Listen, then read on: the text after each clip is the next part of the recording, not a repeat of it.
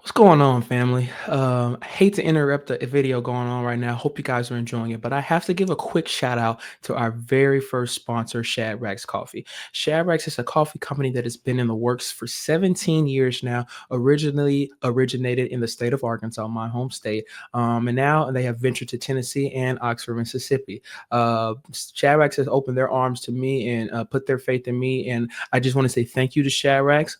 If you're in Oxford, you can find Shadrachs at 1797 Jackson Avenue West here in Oxford. And even if you're on the Ole Miss campus, they have different locations on their food truck aisles across the campus. They're usually open at their Jackson Avenue Center from 6 a.m. to 9 p.m. Monday through Saturday. So just continue to go get your Shadrachs coffee. You get espressos, energy drinks, hot coffee. You can even get some milkshakes. Shadrachs is the place to go. Even you can get some Shadrachs apparel on their website, like I'm showing you here. And my favorite thing about everything about Shadrachs is they're centered around our Lord and Savior Jesus Christ. So you can go on the Shadrachs website and you can file a prayer request for yourself, for your friend, or family, anybody. All you have to do is click on prayer request here, type in the name, email, phone number, and your message, and Shadrachs will take care of it. They've done over 1,000 prayer requests in their 17 years of the company, and this is their goal. They are centered around profiting and making Jesus Christ their goal. So thank you guys so much, and thank you, Shadrachs, for the sponsor. Hope you guys enjoy the rest of the video. God bless. Welcome to the Dalen Show.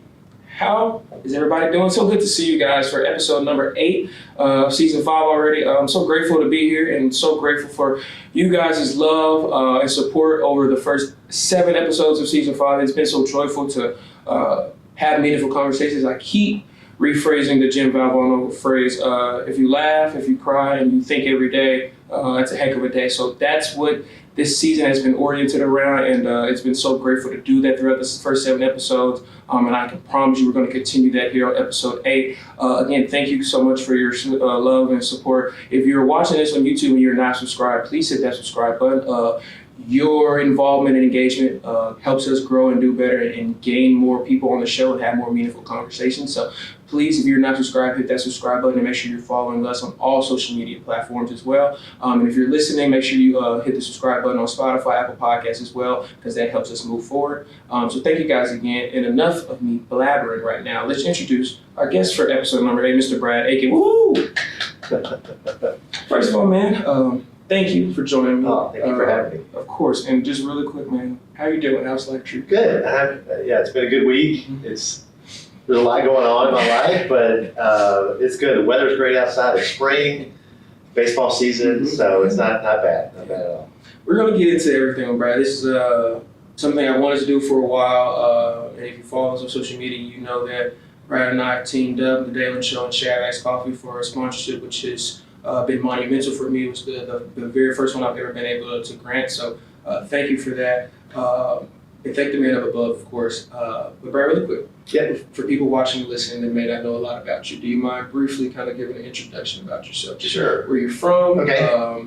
what you're doing right now in your life, and just the things you've been able to do across your life to get you where you are. Wow, okay. That's a long story because I'm old. And I've been a lot of places. So currently, I am the owner of Shadrachs Coffee in Oxford, Mississippi. We have one store on Jackson Avenue. We have a food truck, a drink truck here on campus that does really well, and we are currently building our second store, hopefully to be open sometime in May, and so we're excited about that. I've lived in Oxford since 2017. I came as the director of Young Life at Ole Miss, which is a campus ministry. I moved from Tempe, Arizona, where I was the Young Life Director at Arizona State. I was there for 6 years. Before that, I was doing Young Life in Singapore, across the world. I did that from 2005 to 2011. Before that, I lived in Greensboro, North Carolina. Before that, I think I was in Jackson, Tennessee. And before that, in other places. So, but I'm originally from Georgia. I'm originally from Athens, Georgia. My parents are from Georgia. That's where my grandparents aunts and uncles are all from, and so I'm an Atlanta Brave fan, and I am a Georgia Bulldog fan, but I'm also an Ole Miss Rebels fan if they're not playing the Georgia Bulldogs. So A lot of breakdown with Brad, and for guys, people watching it, following support, I usually kind of start at the beginning, but I've been a little bit unorthodox with season 5, so I actually want to start right now. okay, Shadrachs Coffee. Yeah. Just talk about, for people that are not in Oxford, that may not know what it is and what Shadrachs is and what it offers. okay. First of all, what does it mean to you, and what are your kind of goals for Shadrachs Okay. at this exact moment moving forward? All right, that's a great question. Shadrachs is a coffee company, but also we sell energy drinks, we sell breakfast sandwiches. What sets us apart is we have very high quality coffee drinks and energy drinks, but what I get excited about, I think what the community really likes, is we have very engaging staff that will always take your order personally, face to face. We know our customers, we have regular customers. If you come, you get treated very well, and the Oxford has really welcomed that and really accepted that, and that's been a great thing. I get to not only serve the community that way, but coming from just a ministry background, I get to hire college students and see them grow in their business skills and their social skills and their work skills. And our goal is kind of like when it's time for them to graduate and move on, that they have matured in a way that their next job is probably going to be a real job, that they'll just do better and they'll succeed more, and knowing how to treat a customer, knowing how to show up on time, knowing how to do a job well. And so that's a big kind of part of what we're trying to do. For me, we've had a lot of conversations off camera about different things, and for people that are watching, this is your first time, you'll end up seeing that Shadrachs sponsor here later on in the video, or not before this point. But we've kind of mentioned what you do in Young Life, and my relationship with Jesus Christ. But for you, why was that so important in terms of becoming an owner, and then doing what Jesus is kind of instilled in your life, and so what your business is, and the employees that you hire as well? So I'll tell you kind of how I got involved with Shadrachs. Mm-hmm. So my son, when we moved here, we moved from Arizona, and so my youngest son, Heath, stayed in Arizona, and he got a job with Dutch Brothers Coffee. And they are known, and what's interesting, I was thinking about this, I was not a big customer of Dutch Brothers, but they loved hiring young life leaders. They loved hiring kids that were very engaging and loved to talk and loved to chat. My son worked for them. He did very well. He enjoyed it a great deal. He loved it. And so as I was here in Oxford doing Young Life, doing ministry,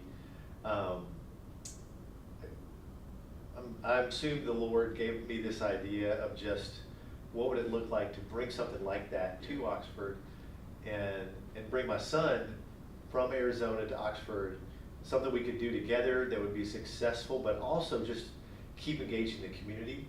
And we discovered Shadrachs Coffee, which is a Christian business from Jonesboro, Arkansas, looking to franchise. And we just started a relationship with them, reached out to them, and it's been really good. And very thankful that they said yes to us when we did not know each other.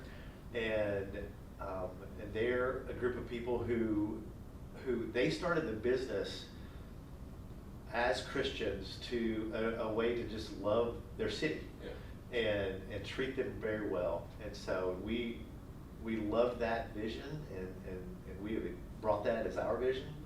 And so we see it as a ministry as well to Oxford. We don't like require our workers to be Christians, but they know we are, and we know, and really what that means is we want to treat everybody really well, and have a lot of integrity with our products, how we treat people, how we pay people, And so we're hoping that we're doing that. We want to be the hands and feet of Jesus. We know it's not a ministry per se, but we have on our website, we have that prayer page. I think most people, if they look ever so closely at our business, they'll know we're a Christian company. And thank you for mentioning that, because like I said, in the sponsorship part that I do in the videos, I mentioned the prayer requests that they do on their website. So if you were ever in need of a prayer, if you are around someone or know someone that needs it, please go on to Shadrachs' website. You can file that prayer request, and that's why I'm really thankful that you answered that question the way you did, because it's so meaningful to certain people that may not understand the kind of critique and ideology behind certain things and certain businesses. So I'm grateful that you shared that. And staying on Shadrachs, I kind of want to ask you, for people that don't know, the location of Oxford was originally the first location outside of Arkansas. Am I correct? That's correct. Okay. Yes. So for you, just what was that like? Because I'm sure the people that originally founded Shadrachs in Arkansas kind of put a lot of faith into you, into doing something that's outside of Arkansas, and kind of transitioning into a new environment. So just what was that starting moment like for you when you got here? You kind of gained the reins of what town was like and trying to evolve what you could do on campus and stuff. What was that kind of starting like for you here in Oxford when you got to Shadrachs going here? Okay, it was nerve-wracking because we weren't sure how we'd be accepted really, and so it was risky. My son, when we talk about it now, he's like, I knew it wasn't risky. I know we were going to do fine. I knew it was gonna be a hit, but we were bringing something new to Oxford, and I feel like the corporation who said yes to us to bringing it to Oxford, they seem to have a lot of faith in us and the faith of and the faith of our town. Yeah.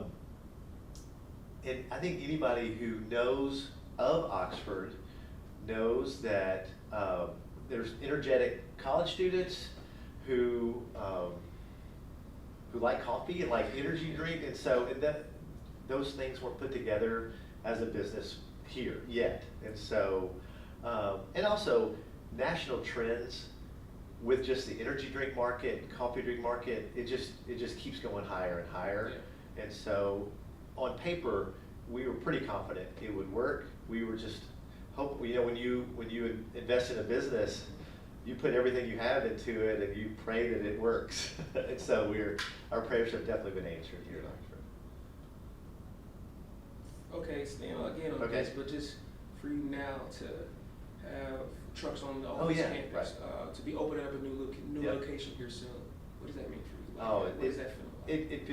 It feels really great, and I will tell you, everywhere I go in Oxford, even on campus or whatnot, people will tell me how much they enjoy coming to Shadrachs because how they're treated, and they tell me over and over. And that makes me very proud of our staff, but it also is like, when people are treated well, everyone loves that. Everyone wants to be treated well, and so that's our number one priority, and it works. If you have, it just works, and so people will keep coming back if they're treated well. I'm very thankful for the Ole Miss dining services to give us a chance, or to give us a place with a food truck in their lineup. That's been very successful, and that's been a really good working relationship with them, and so we're just very happy just to for them to open up the student market on campus where we can take flex dollars through Grubhub. It just makes it very convenient for students, and so that's been a win-win for everybody, and so very happy about that. Yeah. Going back to the beginning now. Okay. Talk about growing up in Athens, Georgia. Okay. I know you live and breathe Athens, and that is your love. So just talk about what was it like growing up in Athens for you. Okay. So I have a twin brother, and so for many years it was just us two and my mom and dad. My mom and dad both went to the University of Georgia, and so I have these big memories of my dad was a pharmacy major, became a pharmacist, and so he worked at a pharmacy called Hodson's Pharmacy that's right near the campus in Athens.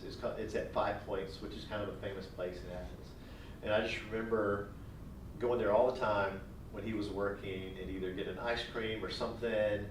And that was part of the world. We went to church, Village Avenue Baptist, right down the street from that. And so I have just very fond memories of that. I have fond memories of in the fall when it was football season. Back in the day, they were rarely televised. You know, like there were 3 networks, mm-hmm. and whoever was on TV, you just had to watch that. But my dad always would have the radio, would have the play-by-play call going on. So I remember like Larry Munson on the radio hearing his calls for Georgia football. And so that was just we lived out in the country, and so we had like 6 acres that we owned, but I feel like there was 50 acres around us that was fields and lakes and woods. And so my brother and I, we just got to we just lived out in the woods a lot of the time. And so we would just play, we would fish, we were kind of country kids. We moved to Tennessee, so outside of Memphis into Germantown when I was 10 years old. And so I got to live in the country kind of till I was 10, and then lived in the suburbs until I got married and whatnot. And so when we moved to Mississippi, I was determined that I was going to live out in the country. And so now we kind of live out in the country now. And so that's just where my heart is. That's where my wife's heart is. And so, but we don't get to back to Georgia as much as we want to, but it's special. Obviously, when we go back there, it's a pretty good state. If you have one, what would be your favorite Georgia football moment as a kid growing up? Like, is there one that stands out? Well, my first time to go to a game was I can't remember my birthday. It might have been my 10th birthday or 9th or something like that. My dad took my brother and I to the Kentucky-Georgia game, and it was really special. But as a little kid, I had no idea what happened on the field. I don't know if we won or lost. I just remember the crowd and how I've never seen that many people ever. But I will tell you this. In our church we went to, there was a player that was also a youth leader. He worked in children's ministry. His name was Lawrence Kraft. I believe he was number 92. He was a defensive end. And so he was a starter for the Georgia Bulldogs, but we knew him personally. And so actually my biggest memory is, I think we were watching this game on TV where Georgia made a goal line stand, and the other team, I do not know who Georgia was playing, fumbled, and Lawrence, our friend, recovered the fumble, and I think he scored and made a touchdown. That was such a huge thing because we knew that guy, and so he was a special friend of our family, and that was super exciting. I'll never forget it. So, talking about your brother and your parents, people that are familiar with my show, and I mention my family a lot. They're my backbone. So just talk about what your parents have meant to your life, and just maybe some things that your parents, brothers, immediate family have just kind of instilled in your life to help you make who you are the man today. They have definitely made who I am today. I was raised in a Christian home. My mother was a very strong believer. My grandmother and grandparents on my dad's side were strong believers.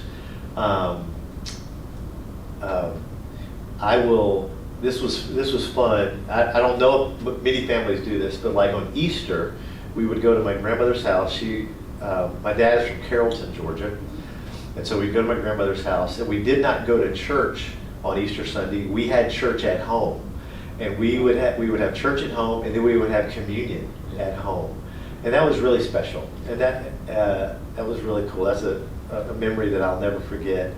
But just being in church, being in youth group, it was expected, but it wasn't a chore for me. I never dreaded it because like my friends were there. It was comfortable there. I would say I became a believer when I was 6, just at the very simple, the simple truth of like, if you want to go to heaven, you need to believe in Jesus. And so like, I'm like, all right, I want to go to heaven. So Jesus it is. And that's where my faith started, ever so small, and it has obviously grown since then. But I'm just very thankful of my parents giving me that foundation, raising me in a Christian home. They also had a certain trust in me when I was a teenager. I made mistakes, did dumb things as a teenager. I felt like I was always forgiven and always understood, and so anyway, I have a lot of appreciation for that. They didn't make all the best decisions, but they did a pretty good job of raising us. I want to mention my sister. I have a little sister who's 9.5 years younger than us. So it was my twin brother and I, Andy, and then Whitney came along, and she kind of rocked the whole family in a great way. And so she is a very loud personality in the best possible way. She is the life of the party. She is, and so I want to shout out to her. So love her and her family. She's got 4 kids. They live in the Athens, Georgia area, and so when we go visit them, we get to go downtown Athens and see the campus and do fun things. I do want to say we did go to the Georgia game this year, where it went to 9 overtimes. That was crazy. I've never been to a game like that. Georgia barely won. Finally, I was so exhausted after the end of that. I did not necessarily if I cared who won, but that was a fantastic memory. Did I answer the question okay? I'm trying to think. I'm just kind of rambling on. Perfectly. Okay. Staying on family. All right.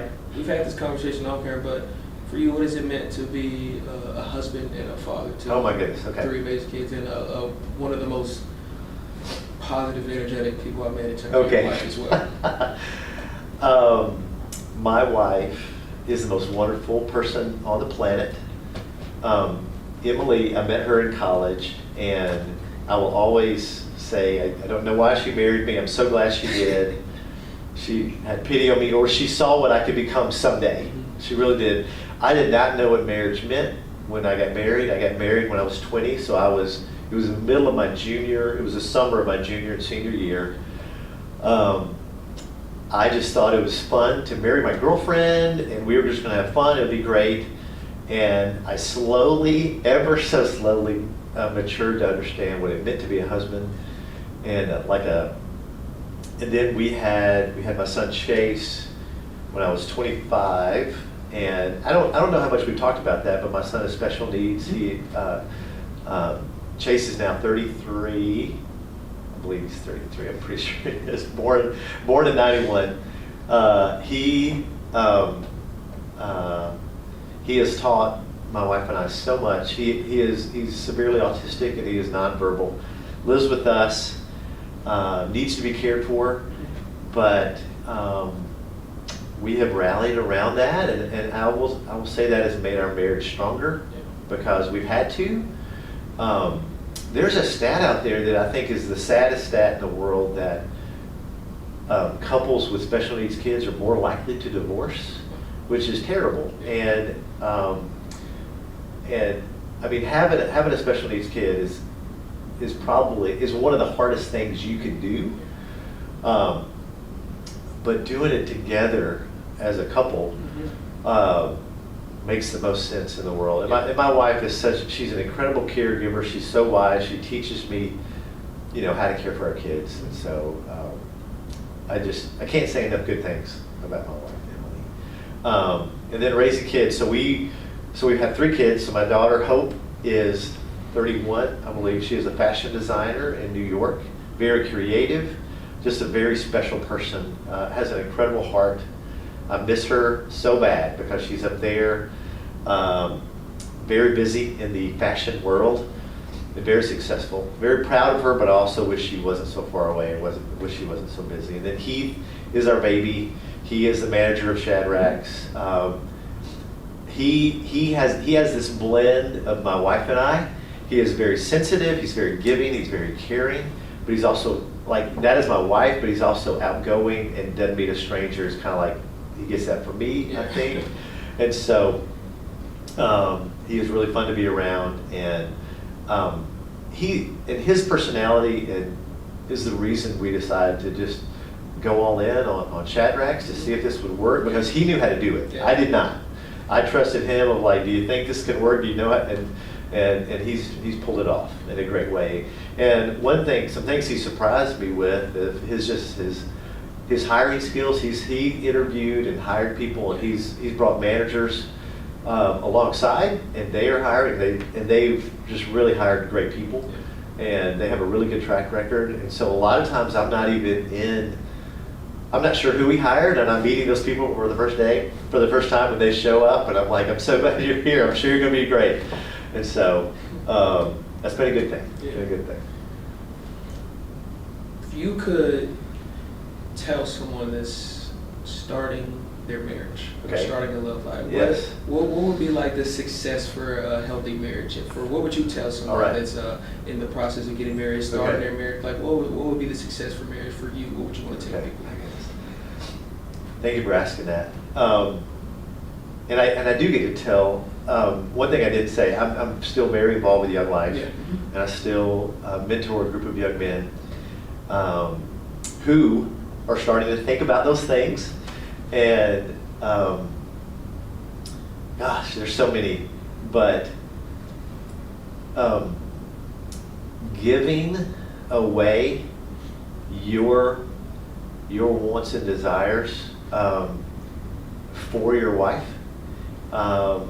will end up bringing you much more joy in the long run than you maybe wanting to hold the things that you want to hold on to. Things and things I can think of are like, well, hey, I want to get married, but I want to play golf, or I want to go hunting, or I want to hang out with the boys all the time. I feel like if those are very important to you, maybe you're not ready to get married. But if you're ready to give some of those things up and give time to your wife, then you're ready. But also, giving those things up will seem like a sacrifice, but what that's doing, you're creating this new relationship, and your wife should be your best friend. And I did not get that on my own. I read that from Tim Keller, and so The Meaning of Marriage, and that is a book I highly, highly recommend.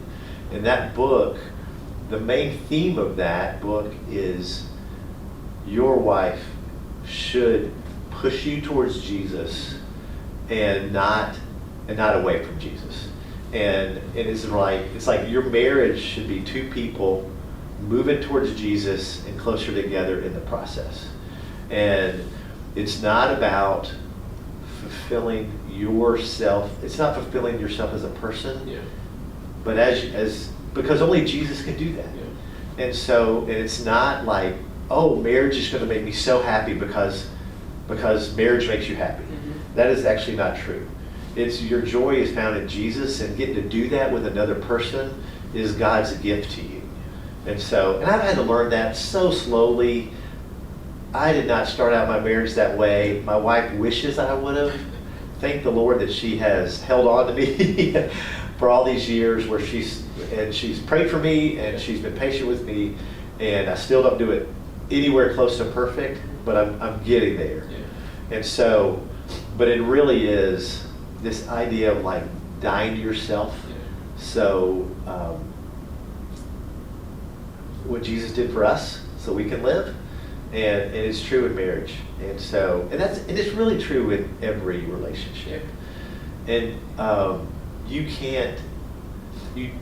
shouldn't go into the marriage, or into any relationship going, this is what I get out of it. And I think American culture is, I want to get married so I can get out of it, so I can get my fulfillment. And your attitude should be, what can I give in this?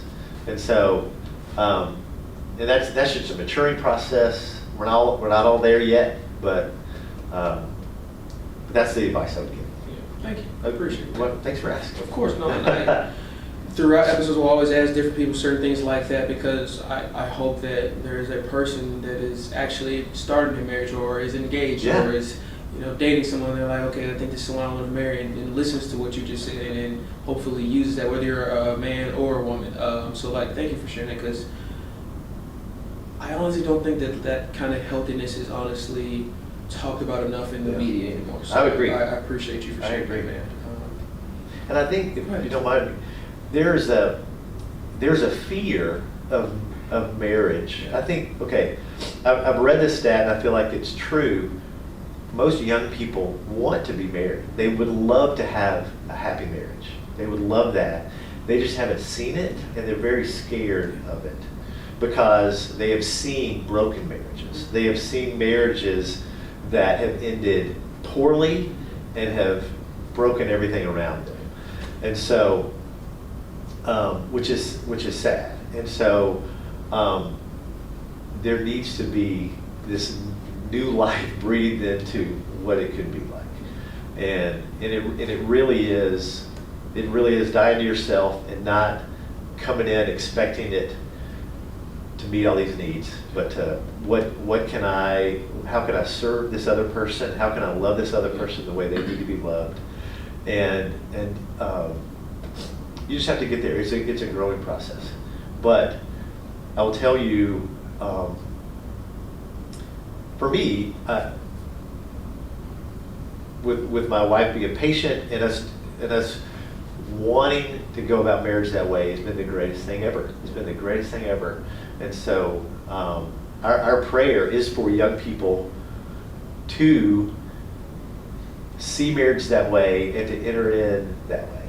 It's also a covenant promise to love that person through thick and thin.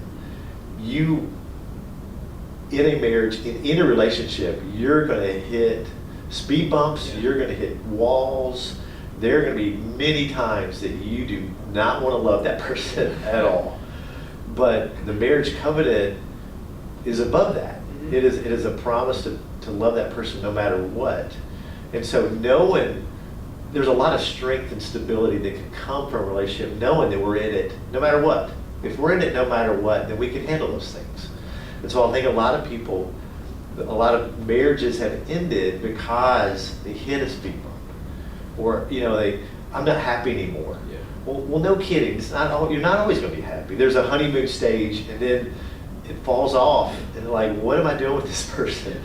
But knowing that the vows that you said in front of God, in front of people, those mean something. Yeah. And if you both lock into that, then you can make it through those hard times. Those hard times are going to come. They are going to come. And so when they do, if you're ready and you're locked in together, then you can make it through those times. So. Thank you. That's, as we've talked about, really relatable. I was never able to see that healthiness growing up. And I'm sure a lot of young adults, college students, et cetera, can relate to that. So thank you for sharing that, because I hope you realize that that's it's necessary for people to talk about these things more than it is. For sure. So thank you for sharing that, Brad. I want to go back to you in high school. Okay. I want to ask you, when you were in the process of getting ready to graduate from high school, first off, why did you end up choosing Tennessee Martin? Okay. And just, what did you kind of expect? What did you want to do with life at that point? Did you know, what were your goals for college maybe? Like, what did you want to end up doing after you graduated? All right, that's it. I had a plan. I did. Yes, I went graduated from Germantown High School in Germantown, Tennessee, and I did not make the choice to go to UT Martin until pretty late. But I wanted to be in film and video, and back in the 80s, when that was, MTV had come out, and music videos, and those were very popular. They were very impactful, and I've always loved movies. I still do, but I had this dream of making music videos, making movies, producing things that were fun and meaningful and beautiful. I really like photography. I did not want to go very far from home. And so UT Martin, I think, was like 3 hours away. And they had a pretty good film broadcasting communication program. And so I did that, and that was good. That was pretty fun. I got very involved with that. I got to so in college, not only take film editing classes and audio and radio, we got to like be the crew that videoed the football games, put them on the air, the basketball games, do those things. That was a lot of fun. So I graduated with that degree, and the first job out of college was in Florida, shooting commercials for a very local cable advertising firm, and so I got to just shoot these kind of cheesy car commercials, restaurant commercials, and so that's what I got to do. And I would say I got to live out my dream a little bit of doing that, and then I got to do it as a hobby and whatnot. But I think I will say this, I was tired of being poor, and so I changed jobs into advertising sales, and the salaries got better, and I got more into sales and things like that. And so, but I've never lost my love for like video and shooting. I got to do that in ministry and do that kind of at a hobby level, which is pretty fun. So. What was college like for you? So, college at first was lonely because as a twin, my brother and I were very close. We have different personalities, but we like the same things. Yeah. So we had the same group of friends. We had a big group of friends. We always just played sports together and all this stuff. We ended up going to different schools, and so I had to learn to kind of live life without him. Yeah. And so it was lonely, but I would say I wasn't lonely for long because I did. The Lord led me to a campus ministry where I met my best friends, and we lived life together. I met my wife out of that ministry, and so because of that, getting to like live life with those guys and girls who were pursuing Jesus, trying to live in college as a Christian, I grew so much spiritually, and that was just a wonderful time in my life. I loved it. And so that just set me up in my life. And I know I said before, that foundation was laid before, but then that is where my faith became my own. Yeah. That was at college, and then when I got married, we're gonna raise a Christian family. We're gonna pursue Jesus in what we do, and so. But college was fun. I really enjoyed it. The best times of my life. Yeah. They really were. You said something I want to ask. Okay. You said your faith became your own. What do you mean by that? Just kind of describe what that means. So, I feel like growing up, we went to church because it was expected of us, and so I was in Sunday school and whatnot, and that's what we did. Yeah. And it really wouldn't have. I think if I would have said I don't want to go, I think they would have said, "Too bad, you're going." Yeah. And so in college, you don't have to go. You don't have to go to college. You can do whatever you want. Yeah. I mean, the freedom is crazy. Yeah. And so, and so I didn't know what I was going to do. I knew that I knew I was a Christian, but I wasn't even sure. All of that before was kind of, those things were set out before me, and now it was up to me to do those things. And so, and I just, it physically, biologically, when you're in college, like those times when you're 17, 18, 19, your brain starts to develop actually, so you can start to conceive of not just physical thought or whatever, but abstract thought. And so, what I meant was not concrete thought, but abstract thought. And so, during those years, I'm in a Bible study with guys who are like a year older than me, and I thought they were men, and they were like 19 or 20, and so, but I trusted them, and we were reading the Bible together, we were praying together, we were pursuing Jesus together, and to me that was just so incredibly meaningful, I guess. And everything became real. It became real of, this is what a Christian adult looks like. This is what Christian living looks like on your own, I guess. And just growing, and just what Jesus did for us, who I am in Him, my identity in Him. Those things in high school, middle school, I couldn't even answer that question at all. I really couldn't. His grace, His forgiveness.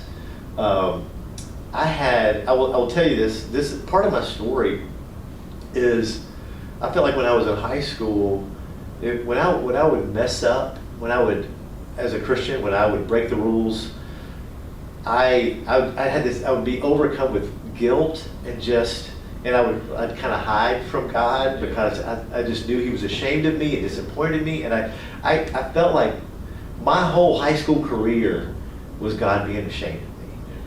And somehow, when I got to really understand Jesus' character and His forgiveness, and I mean, that's who He came for, and His open arms ready to forgive you, and because that's what humans do. And so that changed everything. That changed everything. So there was a lot of growth that just happened in college. That's why I love college ministry, because something happens to a person's brain and their soul when they leave home, and the growth. And I'm sure you can attest to this. You were nothing like freshman day. Like, you don't even recognize who that person was, right? And that's most of our story, is like we grow so much as a person in every way when we come to college. Yeah. And so if I can help point others towards Jesus in that process, that's what I want to do, because that's what happened to me, and that changed everything for the rest of my life. Yeah. So I think that's why we connect so well. I love that you said that, because it's crazy that I'm a junior in college now. I look back just 2 years ago, yeah, how different I was and how different my life was. And I think we've talked about it, but I went to a church service maybe one time my freshman year. Sure. Yeah. Maybe two. Yep. And now I'm there every Sunday. But we kind of talked about this as well. It's just, you just mentioned it, it's just so hard. I would especially say here at Ole Miss, when there's classes, parties, social life, trying to take care of your body, all that.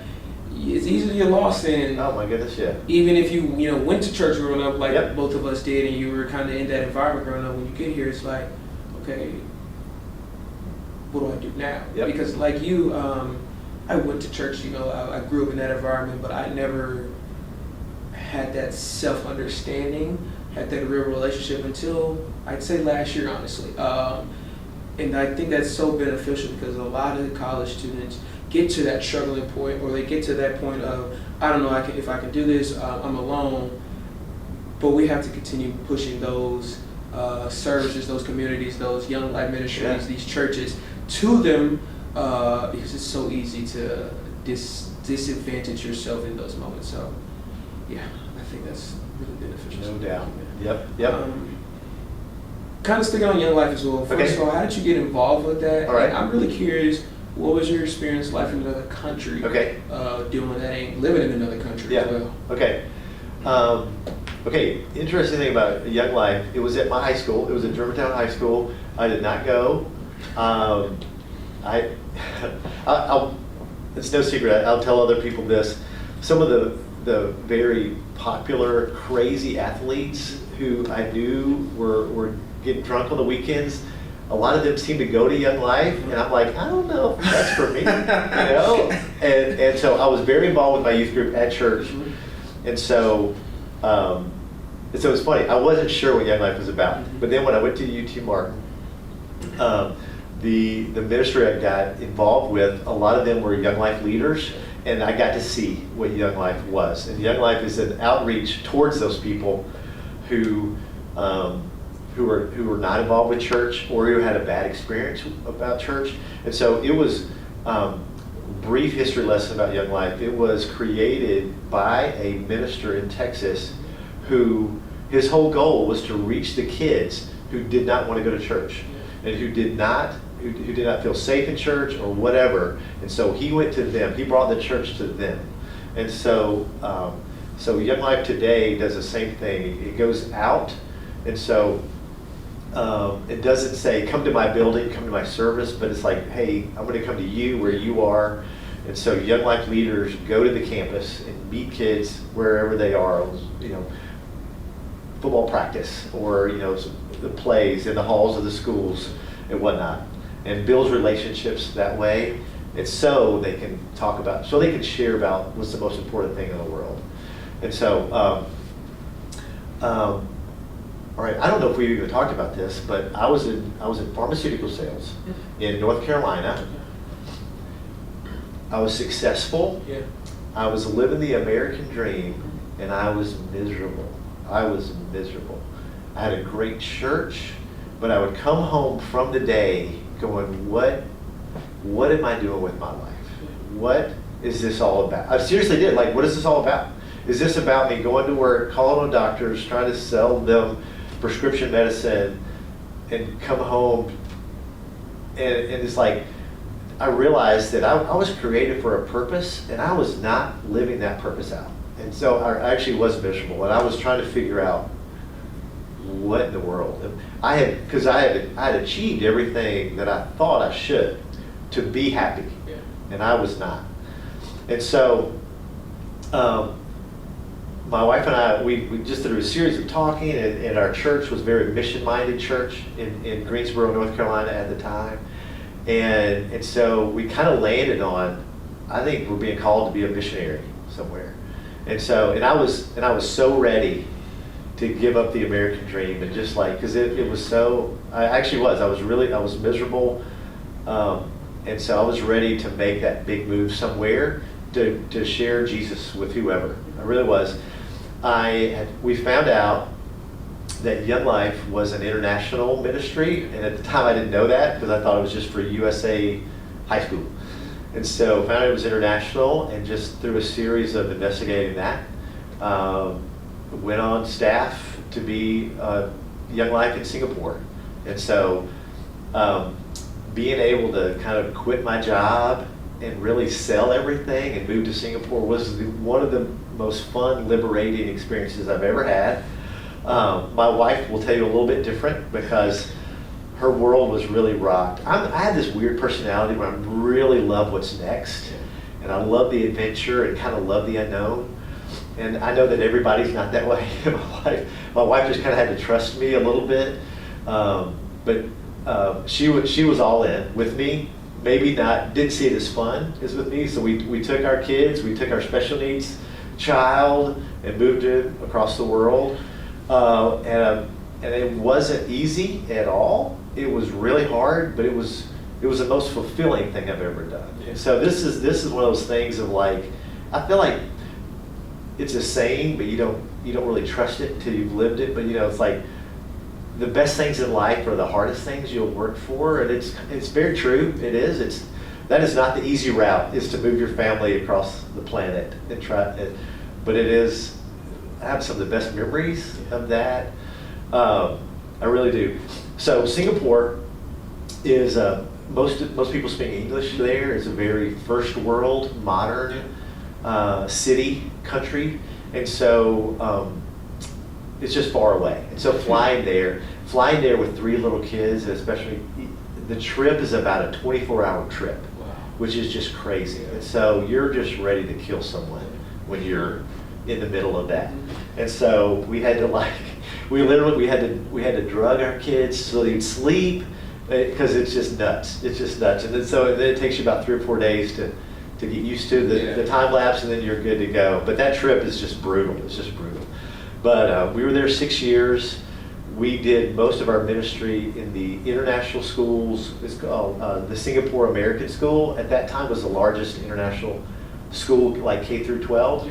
And so we did wildlife and high school from age, like, I guess, 6th grade to 12th grade. It just, I coached baseball there at the American School too, and that was just really fun.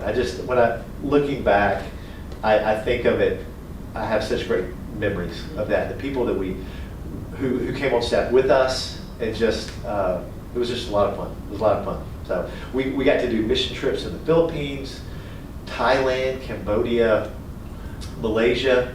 All those places were pretty close and easy to get to. And so Young Life are in all those countries, and so we could go partner with them and do like service trips with our kids. And so that was a blast. That's amazing. So, yeah. I love that. I had a very relatable conversation on the previous episode with Michael Marcantini, and he mentioned how COVID changed his life and how he was in a very bad mental state during that time. He ended up moving from Philadelphia to Florida for a couple months, and it changed his life and his perspective. But it also allowed him to remember why he was doing what he was doing in his life. And I'm grateful that you shared that and what you said, because as Brad just shared it, as Michael shared it last week, it's always important to remember your why you're doing something, and not doing something just because it's the American dream like Brad talked about, or it's putting something, money in your pockets. We all have different whys. We all have different gifts from God. And when we're able to figure out what that truly is, go after it. Because like Brad said, you can have the American lifestyle, and it may not mean much happiness for your actual life until you're actually doing the things that you were purposely put here for. So thank you for sharing that, because I think that's a message that I'm also really active about. Sure. I love what I do. I love having conversations. I love sharing people's stories. So my why is always big, and so I'm grateful that people sometimes come on and share their why. And it's also kind of interesting to listen to other people's why. So thank you for that. I want to ask you something I'm very actually intrigued to hear your answer. Okay. I love music, Brad, and so I would love for you to share some of your favorite music artists, maybe your favorite songs. What does Brad Akin listen to in his truck? That is funny. So I will listen to a lot of podcasts in my truck, but my workout playlists are very important to me, and so it's pretty varied, but it will be considered old school. Okay. And so being 57 years old, I've been a big fan of like contemporary Christian music. So like Toby Mac and DC Talk will always be one of my favorites. Yeah. We lived in the Nashville area for a little while, and we're kind of new people in that industry, and that was really fun. I got to see a lot of those concerts when we lived there, and so I'll have playlists of like just like Christian rap or Christian rock, but then I'll have 80s stuff with Madonna and stuff like that. I'm trying to think. But then there are some newer artists that are Christian, like for King and Country, Capital Kings, always stuff like Lecrae, stuff like that. I try to be very careful of what I listen to, because there's just trash out there and it will make me sad. Here's what will happen. And I know I'm going off with a totally different answer for a second, but I will ask college kids that I know. I said, "Hey, you want Ox? You want to be on Ox?" And here's an answer that I will get. I'm not going to name any names here, but it'll be like, "Oh, I don't think I have anything appropriate." And I almost want to go, "Why do you not have anything appropriate?" And so it's just everyone gets caught up in just explicit lyrics and whatnot, and we have to be careful. Okay, and I'll tell you this: at Shadrachs, we'll have to be like, we want to play uplifting music, or I mean, I want to say uplifting. We try to play music that is not explicit or have negative messages, is what I'm saying. But those things will slip through because it's everywhere, and so it is hard to find clean music, that's a sad place we're in. I feel like in the industry. Sorry, just want to throw that out there. That is the dad in me. Actually, that's usually where everything comes from, is the dad in me. But I love Coldplay. I'm a big Coldplay fan. I'm trying to think of some other stuff I like. Switchfoot. I'm a Switchfoot fan. See, that just I know I'm aged or whatever. I think I was on a panel with a bunch of college student leaders and then me, and they said, "Okay, if you go to any concert, who would you see?" And I think Coldplay would be who I would see. And they're naming these people that I don't even never heard of. So, but I will tell you, I never listen to the radio. It's either Spotify or a podcast. Well, it's either Spotify or nothing, to tell you the truth. And so when Spotify came out with their like family plan, we have a family plan, and we use the heck out of that family plan. So, but I would say my music, I do like Christian music. I'm not listening to worship music. I'm usually listening to contemporary Christian music or classic 80s. Yeah. Okay. It's still very funny, but I didn't expect you to say anything else other than what you just said. So thank you for that. You got it. You got it. I'm owning it. I'm owning it. I want to ask you, Arizona's a place that I love. Okay, yeah. What was it like living Man, okay. So we moved, what's crazy is that we moved from Singapore, hot and humid on the equator, Asia, lush, green, tropical, and we moved to the desert. We totally moved to the desert. And so we had to kind of get used to that, but it's still shorts, t-shirts, flip-flops. Yeah. I didn't have to change for that. That was also, I transitioned from like high school ministry to college ministry at Arizona State. At that time, Arizona State usually ranked #1 or 2 in the biggest party school in the country. And so they had that going for them. But one thing that's really cool about Arizona and Young Life, they have a very rich history of Young Life in high school. And so there's a Young Life camp in Arizona called Lost Canyon. And so we had the benefit at Arizona State is a bunch of kids coming in who knew what Young Life was, were involved, wanted to stay involved, wanted to become leaders. And so I remember I inherited just this group of leaders, and then we got to just grow that and grow that. And so I have great memories of Arizona too. I love the climate, and I loved the outdoors activities that you could do. Phoenix is the desert. It's very flat, but just on the outskirts are just really cool mountains that you could hike, and hills, and just really cool adventures you can have.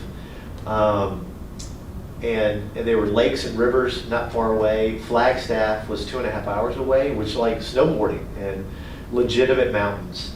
And then Mexico was like the beaches of Mexico, like 4 hours away. And so all these really cool places were in the vicinity. And so, and I will say this, we haven't talked about this, but Arizona is outside the Bible Belt.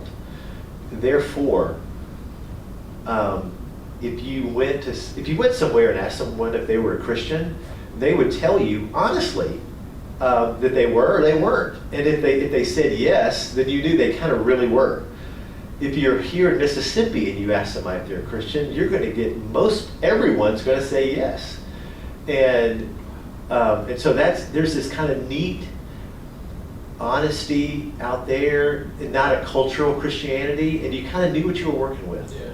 And so you kind of started in a place of honesty, and so you weren't expected to say yes. You weren't expected to say I was raised in the church or whatever, or expected to even own a Bible. And so, and that was really fun to come. You can start from square one usually. And here it's a little more deceptive, right? Here you're not sure. People know what their answer should be, and therefore they give that answer. And so I really like that part of Arizona.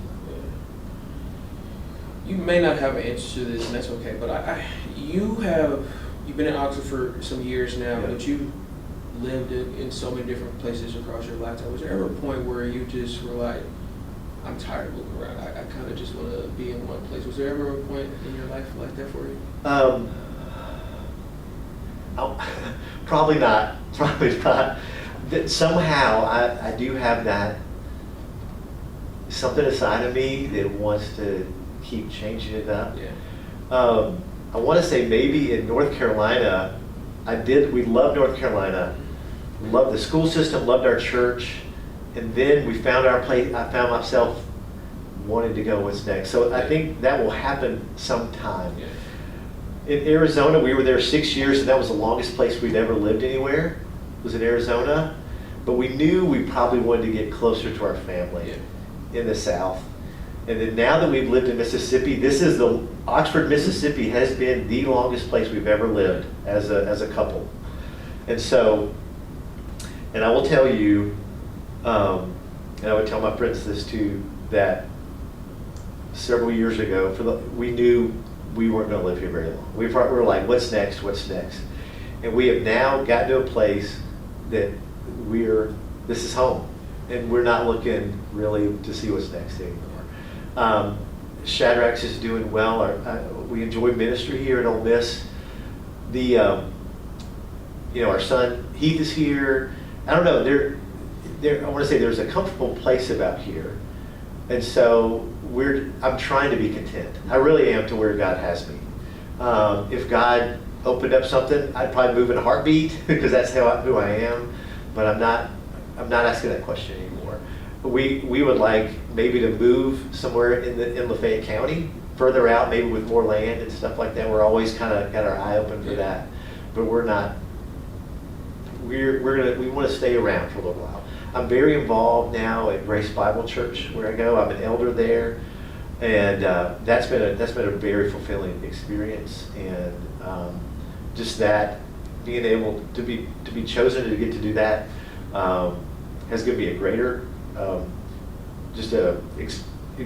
given me a greater purpose, but also has deepened my relationships with men in the church and families in the church, and so that's been a great thing. So another question you may or may not have a really kind of answer to, but do you have an end goal? Like, is there something that maybe in your career, in your personal life, in your marriage, anything that maybe you have wanted to do but have not been able to do so far that maybe you want to do at some point? Not really. That's not a great answer. Yeah. It usually might have to do with where I want to live, because I would love to have like acres and acres and like have a lake or whatever or something on our property and have a lot of animals and things. We would like to get there someday, and we don't have that right now, but we have chickens. Yeah. We have a good many chickens, and that's a lot of fun. But like professionally, or not really. To tell you the truth, when God led me to this kind of purpose of mentoring college students in different ways, that's just so incredibly fulfilling, and I still get to do it, but at a volunteer level. And so there's not a lot of pressure, I guess, that way. And here in Oxford, there's a never-ending supply of college students, and so every year it's fresh. Yeah. And so I've come to realize I really like that. So because I like what's next. Every year there's a little bit what's next. There's a whole new group of freshmen, and at Ole Miss, they're bringing in a record crop every year. I don't think we have room for them, but they're still coming. And so we get to kind of meet new freshmen who are coming in, lost, have no idea what it looks like to maybe have a relationship with Jesus outside of the home or whatnot. They're offered so many things in Ole Miss, good and bad. And then for us to be able to kind of help them through that is really fun and just really fulfilling. I feel like God's just kind of set me here in a really cool way to be able to do that. And so I look forward to that kind of every year, kind of a new. And so one of my favorite things about our ministry is we do freshman orientation, and so we have a Young Life table. And so there'll be a session of freshmen coming in for their orientation. To be like 200 of them, and they're so excited about coming to and getting to meet them, and just kind of seeing what next year's going to look like. And you're like, maybe they'll be involved, maybe they won't, but that's just fun. And so there's something that God has put inside of me that I really like, new things that are on the horizon. And so I am excited about Shadrachs expanding, though, a new store, and my wife's had to say, pump the brakes, let's see. But it's like I actually am thinking about, I'll drive through Batesville and I go, I wonder if Shadrachs needs to be here or north of town and stuff like that. So there might be some more Shadrachs in the future. We're not sure, but always looking for an opportunity. So. I love that, man. Right, kind of one of the kind of questions I always kind of ask you ready to close up is two questions in one, so stick with me. All right. The first is, you've talked about a bunch of different kind of marriage advice, career advice, but if you could give a piece of advice to people watching and listening, just about life in general, what would that advice be? What would you want to tell people watching or listening, just about some advice that maybe they could help them use in their lives? Yeah. And secondly, it's legacy. I'm really big on doing things that I want to be remembered for, Yeah. making a positive legacy for who I am and my family. So for you, what would you want your legacy to be? When people hear the name Brad Akin, what do you want people to know about who you are as a person? Okay. Or what was that first question? Advice. What life advice would you give? All right. Okay. Here's what I would give, actually. That you only grow through the hard times.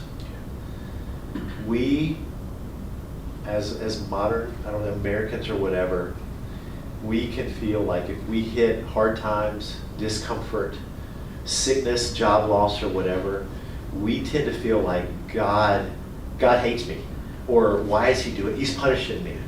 And if you read in the Bible is only full of people that were going through those things, and God meeting them. And so we have to understand that when we go through hard times, it is not God punishing you. That is life as a human. Life as a human on this planet goes through hard times. And so my advice is to lean into him during those hard times. Run to him instead of, oh God, why do you hate me? Or you're not even real, because why would you let me go through this if you were loving God? That God works through that. God works through the pain. He works through crisis. So that's my advice. In the pain, in the crisis, in the hard times, lean into Jesus. Go to him, pray to him, find his people, talk to them. Big advice. Don't hide, don't run and hide, don't drink your sorrows away or whatnot. My legacy, I want to say it's pretty easy. My legacy, I want people to say, Brad loved me and he showed me Jesus. That's really all I want. That's all I want. And so it doesn't have anything to do with business or whatnot or stuff like that. That is really all I want. And that does help me as far as like on those good days when I have my brain straight. My prayer is, God, put me in front of somebody who needs you today. Yeah. A lot of times days I don't pray that. I'm running to somewhere doing something meaningless, but that is how I want people to remember me. I love that. So thank you, man. I always say that those two questions, if no one watching or listening takes anything away, I hope that they take that away. Yeah. So thank you for being honest and authentic with it, because that piece of advice is so crucial. It's so easy, like you said, when things are not going your way, when things are going down, to ask why, or think, what did I do wrong? And as well, your legacy is something that, believe it or not, I've never heard anyone say in the 5 years we'll be doing this. So that's really affirmative for me to hear, but I hope also someone watching or listening. So thank you, man. Oh, man. Well, thank you for asking those questions. I don't think I knew when I came in how deep you're going to ask things, and I really appreciate it. Of course, man. Heck yeah. One section that I always do end on is something that I started in the 5th season, which is called Quick Hitters, okay? Okay. So it's just going to be, I'm going to ask you a quick question. The first thing that kind of pops in your mind, you give me yours. So just stick with me, okay? All right. First is going to be just, what is your dream car, if you have one? Okay. And if you are already driving it, just say what you're already driving. I'm not driving. My dream car would be the new big Bronco. Ooh, okay. I love those cars, and I would love to have one of those. Okay. Dream vacation spot? Costa Rica. I've never been to Costa Rica, and that is on my bucket list, and I would love to go there. Okay. I'm going to make you think a little bit about this one, but if you could have dinner with 3 people, dead or alive, who would they be? Oh, wow. One would be Tim Keller. Okay. He passed away, I think, last year, or it could have been 2 years now. Wonderful man, wise, insightful. Oh. Take your time. I promise. This is always the question that people have to take a few seconds on. Right. I feel like maybe somebody like Thomas Jefferson or Benjamin. I'm thinking of somebody early in the American, like who designed America, and their thought process, their prayer process, because they did an amazing job of setting up our system of government, and so maybe kind of one of those characters. I'm trying to think who else of somebody. I'm thinking of somebody like in the sports world of like I have a lot of admiration for people like I'll tell you like Hank Aaron. Okay. It might be Hank Aaron. I'm a big Atlanta Braves fan. Hank. If you don't know much about Hank Aaron, read about Hank Aaron. I feel like I think this is a stat. Like if he didn't hit any home runs, he would still have a record for like RBIs and bases or hits. He was one of the most phenomenal hitters that baseball. He probably is. Well, first of all, he never led the league in home runs, but just hit them throughout his career, and just consistency. Did it with grace. He had to deal with just racial stuff too, and just succeeded and just did it. And so, just what an incredible baseball player. I would love to. It'd be fun to have dinner with him and pick his brain. So yeah. Okay. Staying on your Braves. All right. If you could add one current baseball player to the Braves, yes. Who would you want to add? That's a great one, man. It might be somebody like Judge or Ohtani. Yeah. Valid answer. Yes. Those guys. But maybe it might be Kyle Schwarber. Okay.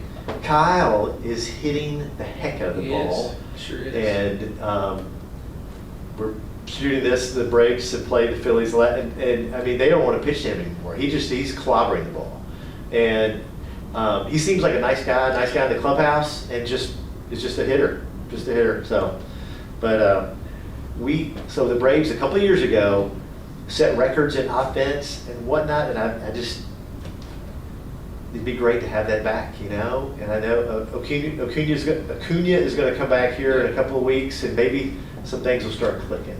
But they didn't start off the season very well, so we need that offense to get going. Yeah. Okay. Favorite food?